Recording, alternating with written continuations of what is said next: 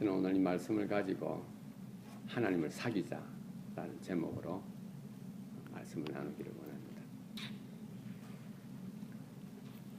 얼마 전 며칠 전이죠.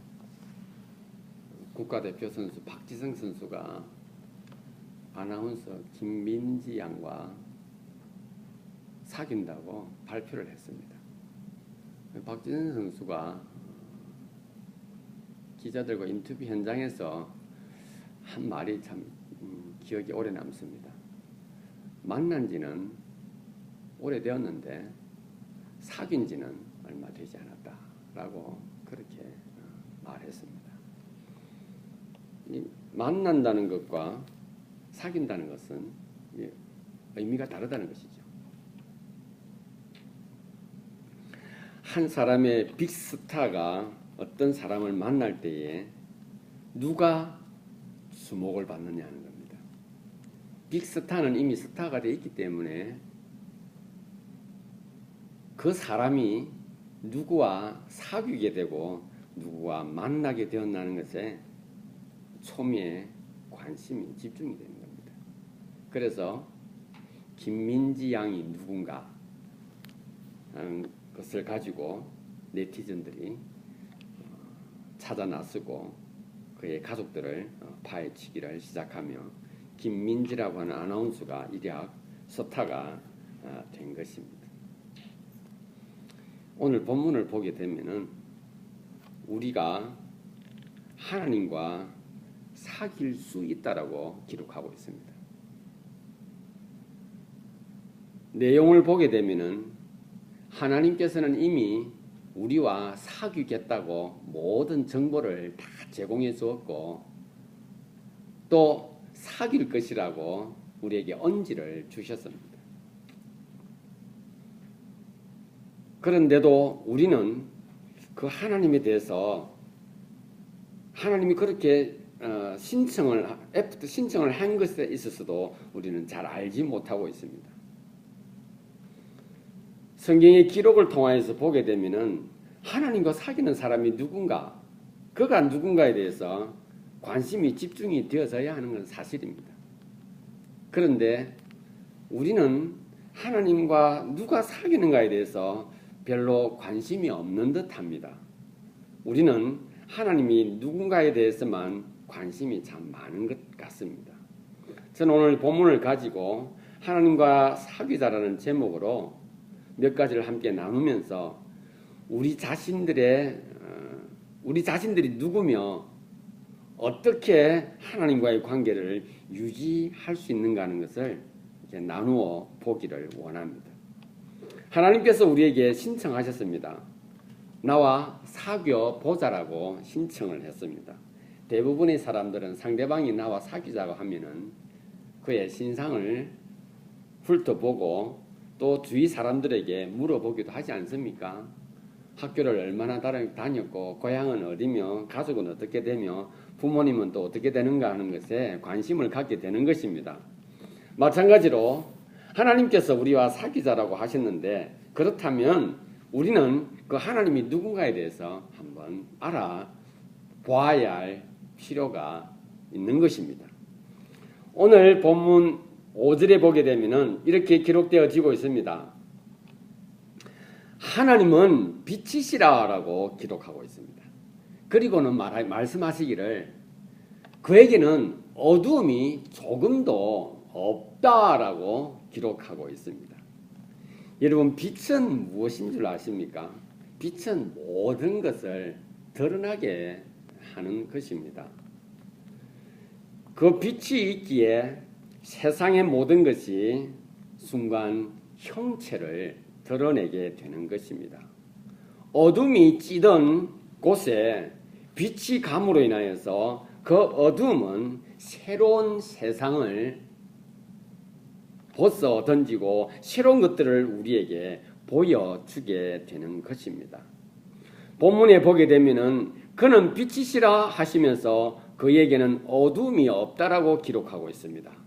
오늘 이 본문뿐만 아니라 성경의 모든 부분에 있어서 어둠과 빛이 대비가 되어질 때에는 빛은 진리로, 어둠은 모든 악과 불의에 대한 전체적인 그러한 상징적인 의미로 사용되어지고 있는 것입니다. 우리와 사귀자고 하신 그분이 누구신가? 그분은 빛이십니다.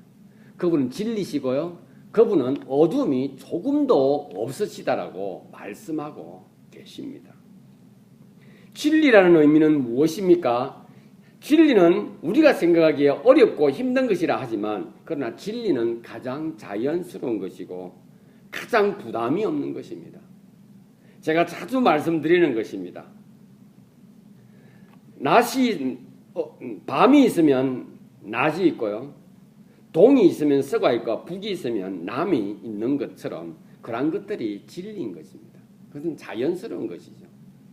남이 있으면 여가 있는 것처럼 그리고 노가 있으면 소가 있는 것처럼 이러한 것들이 진리인 것입니다. 가장 우리가 눈에 많이 띄는 것 중에 하나가 바로 태양이 지고 태양이 뜨고 하는 것이 항상 일정한 것이 바로 진리인 것입니다. 우리가 살아가면서 사람은 공기를 마셔야 된다고 하는 것은 불변의 진리인 겁니다. 그것이 우리에게 불편하지가 않은 것입니다. 해가 뜨고 해가 지는 것이 우리에게 이상하지 않은 것처럼 말입니다. 그러기에 하나님의 존재는 우리에게 있어서 자연스러운 것이라고 하나님은 우리에게 말씀하시면서 그분은 우리에게 빛으로 다가오신 것입니다. 이 세상을 보게 되면 절대로 섞일 수 없는 것들이 있습니다. 그 중에 우리가 많이 알고 있는 것 중에 하나가 바로 물과 기름이 서로 섞일 수가 없는 것입니다. 그리고 섞일 수 없는 것이 있죠. 빛과 어둠은 서로 섞일 수가 없는 것입니다. 그리고 섞일 수 없는 것이 또 하나 있다면 하나님과 우리가 절대로 섞일 수가 없습니다. 왜 그렇습니까? 하나님은 만드신 분이시고 우리는 만들어진 바이기 때문에 그렇습니다. 섞일 수 없는 것이 이 세상에는 반드시 존재하는 것입니다. 성경에 기록되어져 있는 것처럼 하나님께서는 당신은 빛이시고 어둠이 아니라 하시면서 빛과 어둠은 절대로 하나 되어질 수 없다고 하는 것을 우리에게 말씀해 주고 계십니다. 그런데 6절부터 10절까지 기록을 보게 되면 그 빛과 어둠이 만날 수 있다라고 말하고 있습니다. 하나님과 우리가 하나 되어질 수 있다라고 말씀하고 있습니다. 이게 우리에게는 선물인 것이고 이게 우리에게는 하나의 은혜인 것입니다. 절대로 이게 되어질 수가 없는 거예요. 만나질 수가 없는 그러한 요소들을 아주 구체적으로 잘 간직하고 있습니다. 그러기에 만날 수 없고 서로 하나 되어질 수 없는데 오늘 성경은 우리에게 말씀하시기를 너희는 하나님과 사귈 수 있다라고 분명히 우리에게 말씀해 주고 있습니다. 그러면 사귐이라고 하는 단어가 구체적으로 무엇일까 하는 것입니다. 본문에 나와 있는 사귐을 보게 되면 하나님과 교제한다는 것입니다. 하나님과 만나게 된다고 하는 것을 말해주고 있습니다. 하나님과 교제한다는 것은 결국 무엇입니까? 죄인과 하나님이 만나게 되고 서로 하나가 된다는 것을 말씀해 주고 있습니다. 사귐이라고 하는 것은 본문에 근거하면은 진리 안에서 하나 되어진다고 하는 것을 말해주고 있습니다. 하나님과 우리가 사귄다고 하는 것은 우리가 어둠에 있지 않게 된다고 하는 것을 말해주고 있습니다. 어제 샌프란시스코에서 발생한 그 비행기 안에서 14살 먹은 여중학생이 한국에 갔다가 미국으로 돌아오는 비행기 속에서 그 사건을 겪었는데 그가 이렇게 말합니다. 자기가 자리에서 앉아있을 그때에 성문 언니가 지금 나가라고 지금 밖으로 나가라는 말을 듣고 자기가 그 슬라이드를 타고 땅에 떨어지는 시간까지가 자기가 생각해 봤을 때 시간이 한 30시간 정도가 흐른 것처럼 느껴졌다고 합니다. 그런데 나중에 성문에게 물으니까 너가 앉은 자리로 생각해서 자리에서 계산해 봤을 때 30초가 걸렸대요. 30초가. 그런데 그 아이는 말하기를 30시간이 지난 것처럼 그렇게 많이 느껴졌다고 합니다. 두려움이 밀려오고 생명에 대한 위협을 느낄 때는 눈에 보이는 것이 별로 없죠. 생각이 깊어지죠. 그리고 그 죽음에 대한 두려움은 자기로 하여금 공황 상태에 빠져들게 하죠. 30초가 30시간이라고 하는 시간을 느낄 수 있게 한다는 것입니다. 우리가 이 땅을 살아갈 때에 내가 어떤 두려움에 빠지거나 내가 어떤 위기 속에 있다라고 생각을 하면은 우리는 정신적인 공황 상태에서 영적인 갈등 속에서 하루하루를 살아가게 됩니다. 그래서 어떤 사람은 하루가 속히 지나간다고 하는데 어떤 사람은 하루가 너무 길다라고 말하기도 합니다. 특별히 우리는 내일에 대한 자신의 위치가 불명확할 때에 사람들은 불안해하고 심리적으로 안정을 잃게 되는 것입니다. 성경은 우리에게 말하고 있습니다. 우리 인간들이 어두운 가운데 있음으로 인하여서 하나님과 하나 되어지지 못하고 하나님과 사귀지 못함으로 인하여서 우리의 삶은 무한대로 그냥 자기가 원하는 것으로 그냥 살아가게 된다라고 기록하고 있습니다.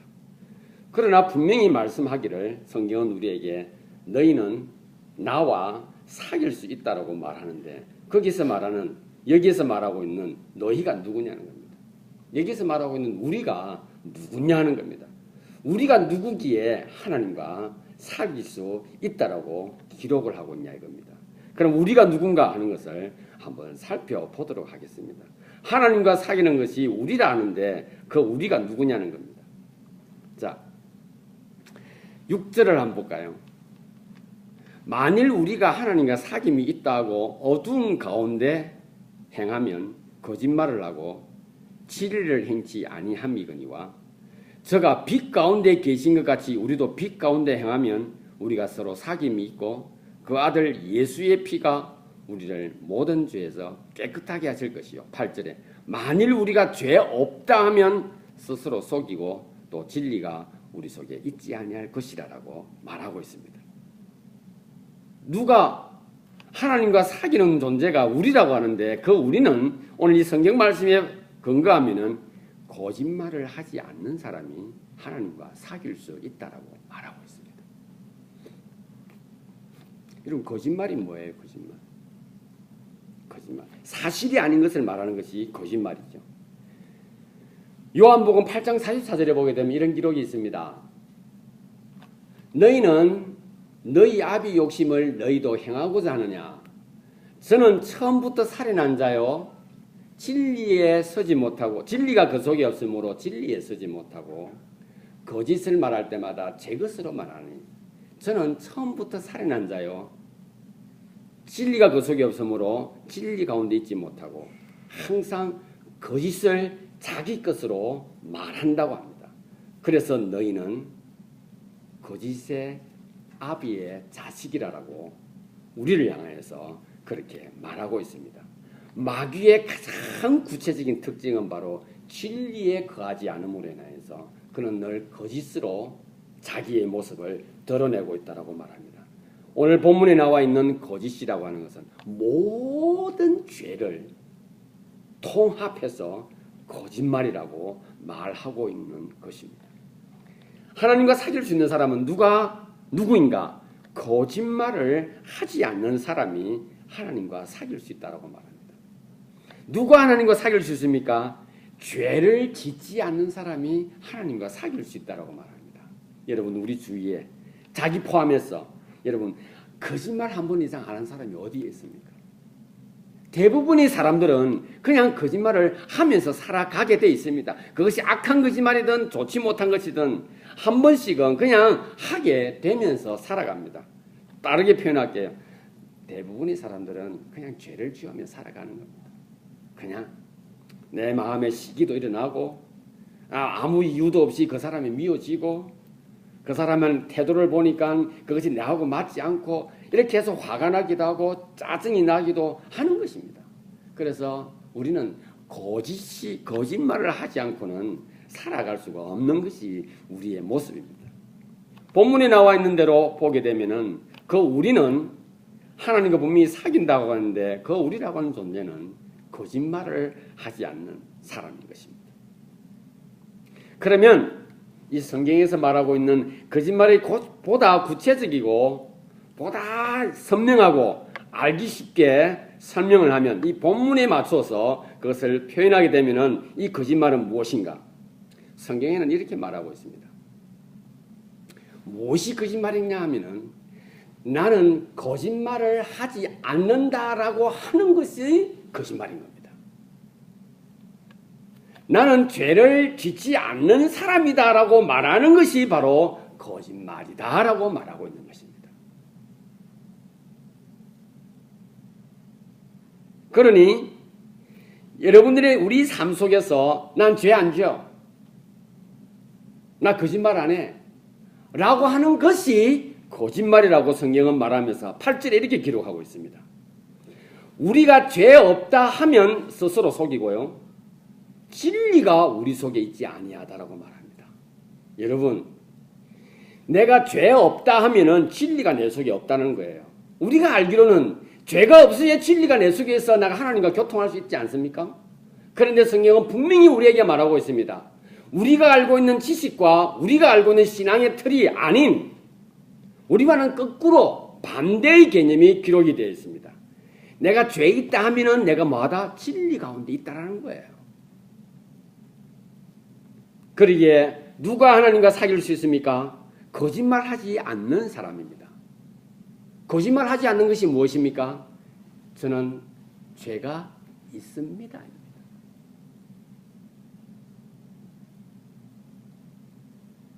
그게 거짓말 안 하는 사람이에요. 난 나쁜 사람이고 나는 저 사람을 미워했고 나는 저 사람 때문에 내 마음이 상했고 이런 사람입니다 라고 하는 것이 바로 거짓말 안 하는 사람이에요. 그런데 난 그런 적이 없어. 나는 사람을 미워한 적이 없고 나는 죄가 없어 라고 하면 그는 거짓말 하는 사람인 것입니다. 그러니 성경은 우리에게 아주 구체적이고 아주 선명하게 거짓말이 무언가를 말해주면서 진리가 무언가 하는 것을 우리에게 던져주고 있는 것입니다.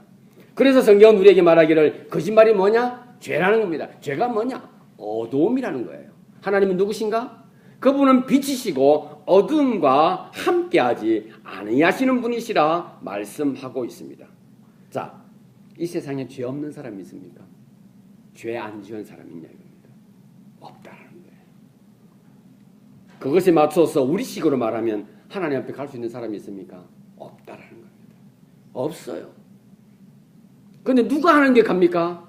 죄 없는 사람이 아니고 죄 있습니다라고 말하는 사람이 하나님께 갈 수 있다라고 성경은 우리에게 말합니다. 내가 죄 있습니다. 내가 죄를 범했습니다라고 말하는 것, 그것을 말하는 것이 바로 진리에 서 있는 사람이라고 말합니다. 진리와 하나 되어진 사람이라 말하고 있습니다. 그렇기 때문에 우리는 자연스럽고 우리는 생활하기 편한 것이 무엇입니까? 나를 속이는 거 아닙니까? 내가 나쁜 마음을 가지고 있더라도 그냥 내가 입만 열지 않으면 된다라고 생각하지 않습니까? 그리고 항상 쿨해야 된다고 생각하지 않습니까? 우리와는 정반대인 겁니다. 주께서 말씀하실 때 너는 거짓말하고 있다라고 말합니다. 넌 거짓말장이야. 넌 지금 어두운 가운데 살아가고 있어. 너는 지금 어디로 네가 가고 있는지조차도 너는 알지 못하는 가운데 너는 살아가고 있다라고 우리에게 말씀해 주고 있는 것입니다. 난 죄가 없다라고 말하며 난 잘못이 없다라고 말하며 난 항상 밝은 가운데 살아가고 있다고 자기는 말하나 그는 하나님 앞에서 거짓말하는 자요. 그는 진리에 서지 못하고 그는 어두움 가운데 있으며 그는 빛된 삶을 살아갈 수가 없는 존재라고 말합니다. 우리는 생각하고 우리는 말하기를 그가 죄가 있고 그가 나쁜 말을 했고 그가 나쁜 행동을 했기 때문에 그는 죄인이고 하나님이 그를 싫어할 것이라 말하나 그가 요한복음에 기록되어져 있는 것, 마태복음에 기록되어져 있는 것처럼 세리처럼 주여 저는 죽을 죄인입니다. 그때 저기에서 바리새인은 하늘을 향해서 손을 흔들고 말하기를 하나님 저는 하루에 3번씩 금식하고요. 11조를 하고요. 일주일에 한 달에 3번씩 가난한 자와 고아들을 위하여 내가 헌금을 하고 있고 그들을 도와주고 있습니다. 나 같은 사람이 이 땅에 어디 있습니까? 나를 축복하소서. 예수님께서 말씀하고 계시는 것입니다. 누가 죄인이며 누가 거짓말하는 자며 누가 거짓말하고 있지 않는가 하는 것을 말해주고 있는 것입니다. 사랑하는 지체 여러분, 내가 죄가 없다라고 말하는 사람은 진리가 그 속에 없다라고 성경은 우리에게 기록해주고 있습니다. 하나님께서는 빛 대신 하나님께서는 어둠이 조금 더 없으신 하나님께서 우리와 사귀고 싶어 하십니다. 그래서 9절을 보도록 하겠습니다. 만일 우리가 우리 죄를 자백하면 저는 미쁘시고 의로우사 우리 죄를 사하시며 모든 불의에서 우리를 깨끗하게 해 주신다고 말씀하고 있습니다. 하나님과 사귀는 사람은 누구입니까? 거기서 나와 있는 우리는 누구이십니까? 바로 죄가 있다 자백하는 사람입니다.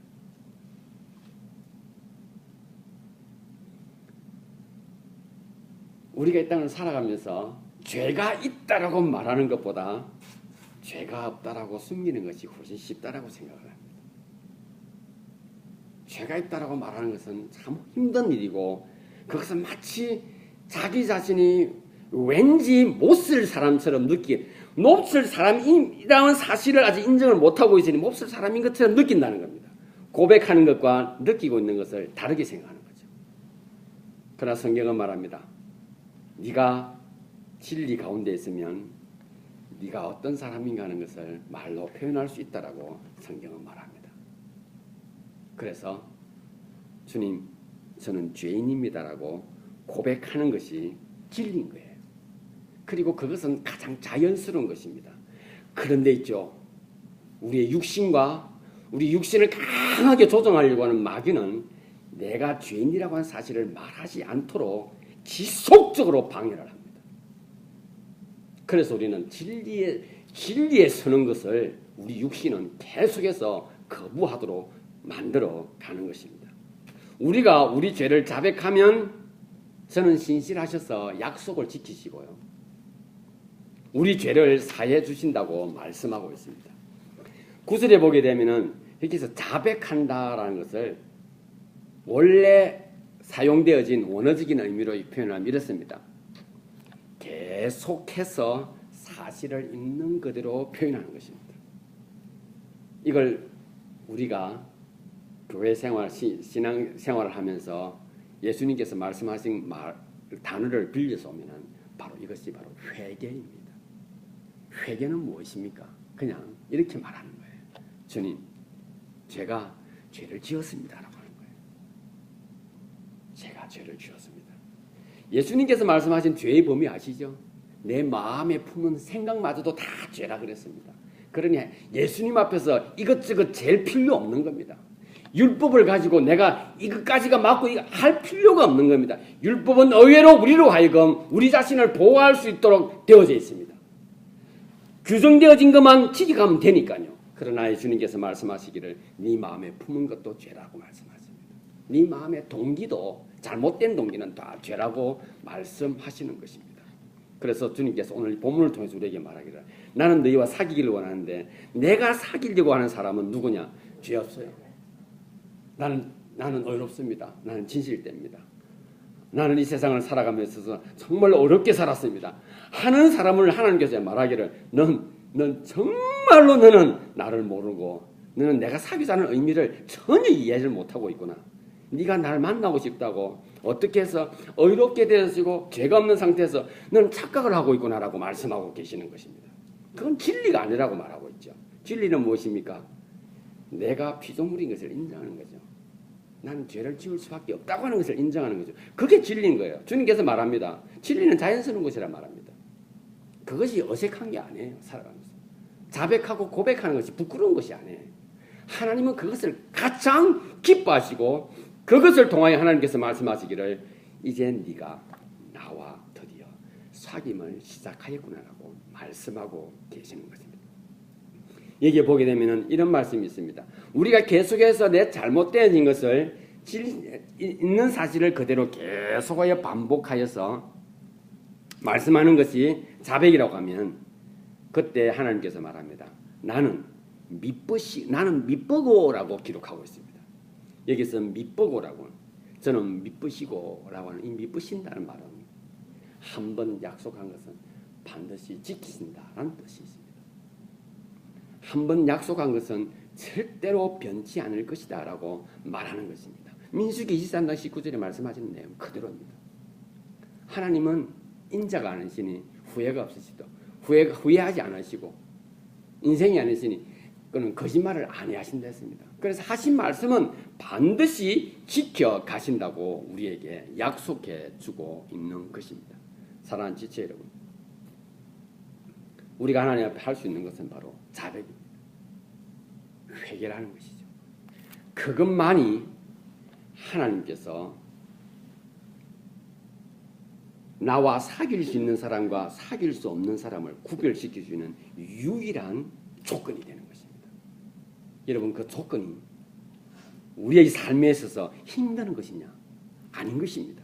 여러분, 사실이 있는 그대로 말하는 것이 힘든 것이냐? 힘든 것이 아닙니다. 그런데 요한복음 8장 44절에 근거하면 마귀는 그 사실을 말하지 않도록 끊임없이 거짓으로 우리를 유혹하고 있다는 사실입니다. 그것 때문에 우리는 그것이 힘든 것이지 하나님 앞에서는 그것이 자연스러운 것이고 그것은 쉬운 것입니다. 그것이 바로 회개인 것입니다. 여러분, 우리는 절대로 의로울 수 없어요. 10절을 보겠습니다. 만일 우리가 범죄하지 아니하였다 하면 하나님을 거짓말하는 자로 만드는 것입니다. 왜 그렇습니까? 하나님은 빛이시라고 말씀하지 않았습니까? 하나님은 빛이시기에 아버지 하나님이 만약에 빛이 아니시면은 우리는 범죄하지 않았다고 하는 말이 진리가 되는 거예요. 그런데 하나님께서 말씀하시기를 네가 죄를 짓지 않았다라고 하면은 하나님을 거짓말장이로 만드는 것이라 기록하고 있습니다. 자, 그 다음에 우리 또 하나 더 볼까요? 8절에 보게 되면 만일 우리가 죄 없다 하면 스스로 속인다라고 말합니다. 여러분, 여러분들이 땅을 살아가면서 누군가 자기를 속였다고 할 때 얼마나 자존심이 상합니까? 믿었는데 나를 속였다는 것 때문에 얼마나 화가 납니까? 성경은 뭐라고 이야기하고 있습니까? 가장 나쁘고 가장 치욕스러운 것이 뭐냐? 자기를 속이는 거예요. 남이 나를 속인 것이 그토록 고통스럽다면 내가 나를 속인 것이 무엇입니까? 그거는 생각할 수조차 없는 것 아닙니까? 그게 뭐예요? 내가 죄가 없다라고 말하는 것이라. 자기를 속이는 거예요. 우리는 각자가 말합니다. 하나님 말씀 앞에서 진리를 사모합니다. 진리를 쫓아 살아가기를 원합니다. 얼마나 우리가 많이 합니까? 그런데 혹시 주님 그래 저를 참 죄 없이 이렇게 인도해 주셔서 감사합니다 하고 하면 스스로 속일 뿐만 아니라 진리에 거하지 못한다고 말합니다. 왜 그렇습니까? 요한복음 16장 13절 보게 되면 이런 기록이 있지 않습니까? 성령께서는 너희를 진리 가운데로 인도하시고 라고 기록하고 있습니다. 성령이 우리 속에 거할 수가 없게 되는 것입니다. 누가 하나님과 사귈 수 있습니까? 바로 주님, 난 또 범죄했습니다. 여러분, 이걸 이렇게 입으로만 하는 게 아니에요. 그 죄를 지은 것이 얼마나 고통스럽고 그것이 얼마나 부끄러운가 하는 사실을 인식했을 때 그때 고백하는 겁니다. 여러분 하나님 앞에 나아가는데 그 빛 대신 하나님께 나아가는데 입에 담겨져 있는 소리를 가지고 할 때 누가 합니까? 그 본인이 하는 겁니다. 내가 죄인이라고 하는 이 죄를 내가 알고 있나? 하나님이 하나님은 어두움과 함께하지 아니하신다 했는데 내가 그 어두움 가운데 있다고 하는 이 사실을 하나님께 말하는데 내가 인식되어지지 않고 그것이 구체적으로 나를 어떤 고통으로 몰아가고 있다는 사실을 전혀 느끼지 않는 가운데 하나님 저 거짓말했습니다. 굉장히 아니라는 것입니다.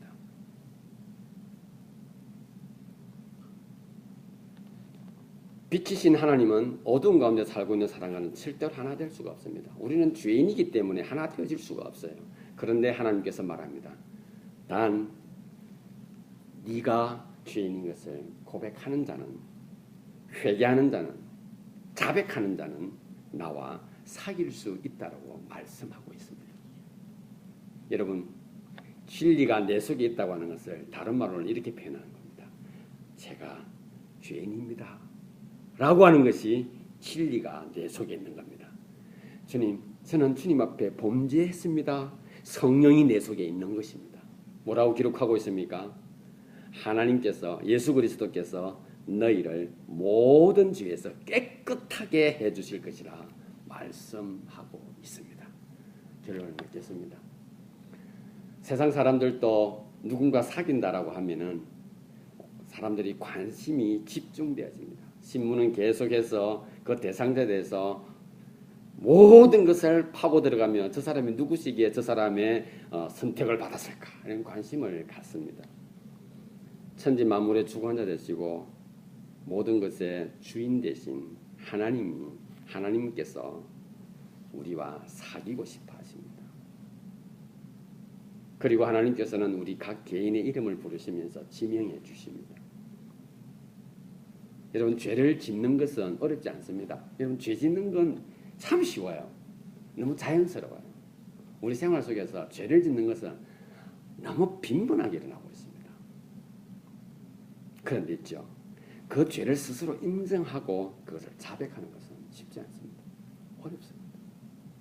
참 어렵습니다. 여러분, 내가 범죄했던 사실을 인정하면요, 상대방에 대해서 내가 말할 수 있어요. 너를 갖다가 이런 마음을, 네가 이렇게 말했을 때 이런 마음을 가졌다고 말할 수 있어요. 부끄러운 것이 아니니까. 그런데 우리 삶은 그것을 숨기려고 합니다. 내가 이렇게 말하면 그거 가지고 삐쳤냐? 그거 가지고 그렇게 지금까지 마음이 상했냐? 이런 소리 때문에 그것을 숨기려고 합니다. 그래서 죄를 자백하는 것이 참 쉽지 않습니다. 어렵습니다. 그것이 근데 진리인데도 말입니다. 성경에서는 죄 없다면 스스로 속이는 사람이라 분명히 말하고 있습니다. 심지어 내가 죄 안 지었다라고 하면 하나님을 거짓말쟁이로 만듭니다. 여러분, 그런 하나님 여러분 믿겠습니까? 누구 때문에 못 믿습니까? 내 때문에 그 하나님을 못 믿게 하는 것입니다. 하나님께서는 죄 없는 사람을 찾으시는 게 아니에요. 죄 있다라고 고백하는 사람을 지금 찾고 계시는 것입니다. 하나님은 의인을 찾는 게 아니에요. 예수님께서 말씀하시지 않습니까? 내가 의인을 찾으러 왔냐? 아니래. 죄인을 찾으러 왔다고 말씀하고 계십니다. 이렇게 말하죠. 하나님, 나 말은 못하지만 내가 죄인인 거 알잖아요. 뭐예요? 죄에 대한 엄청난 겸손과 죄에 대해서 고백함으로써 만들어지는 엄청난 진리 가운데 가는 것은 자기가 선택하기 싫은 겁니다. 단 하나님과의 관계 속에서 하나님 복 주고 구원해 주고 하는 그것만 누리겠다는 것입니다. 하나님 알지 않습니까? 아니에요. 스스로 인정하고 자백하는 사람을 하나님께서 뭐라고 하십니까? 만나주시고요. 하나님께서 그와 사귀게 된다라고 말씀하고 계십니다. 빛과 광명이 있는 곳은 있죠. 거짓과 속임이 없는 곳이 아니에요. 빛과 광명이 있는 곳에 거짓과 속임이 없는 곳이 아닙니다. 거짓과 속임을 인정하고 그것을 쏟아내는 곳이 바로 빛과 광명이 있는 곳입니다. 하나님 앞에 거꾸로 접근하지 마시기를 바랍니다. 그곳에 거짓과 속임을 인정하고 그것을 쏟아내는 그곳에 하나님의 용서가 있고요. 하나님의 위로가 있고요. 하나님의 격려가 있습니다. 하나님의 만져주심이 그곳에 있는 것입니다. 그곳에서 성령의 역사가 일어나는 것입니다. 사랑하는 지체 여러분, 이 말씀을 기억하고 빛과 광명이 있는 곳에 가기 위하여 자신의 의로운 부분을 드러낼 것이 아니라 내가 그곳이 있기를 원하고 그곳에 계신 하나님과 함께 동행하기를 원한다면 거짓과 속임을 인정하고 그것을 쏟아내시기를 바랍니다. 고백하시기를 바랍니다. 자백하시기를 바랍니다. 회개하시기를 바랍니다. 그리고 그것이 한 번에 일어나는 것이 아니라 하나님은 아십니다. 언제까지요? 그것이 있을 때마다 하라고 기록하고 있습니다. 그것이 있을 때마다. 여러분, 결국 우리는 어떤 삶을 삽니까? 나는 죄인으로서 이 땅을 살아갈 수밖에 없는 그러한 존재 속에서 하나님과 빛 대신과 하나님과 사귀기 위해서 나는 지속적으로 빛과 광명이 펼쳐지는 그곳에서 내가 살아가는 것이 내가 가장 행복한 것이요, 그것이 인생에서 우리 목표가 되는 것이라면 죄를 쏟아내시기 바랍니다. 그리고 나의 불의한 모습을, 악한 모습을 그냥 하나님 앞에 그냥 던지시기를 바랍니다. 그럴 때 그곳이 바로 하나님이 계신 곳이고요. 그곳이 바로 하나님의 만져주심이 있고요. 그곳에 하나님과의 사귐이 그곳에서 시작되어진다는 사실을 잊지 마시고 또 하나님과 함께 하기를 소망하여서 너의 삶 속에 승리하는 저와 여러분들이 될 수 있기를 바랍니다. 기도하시겠습니다.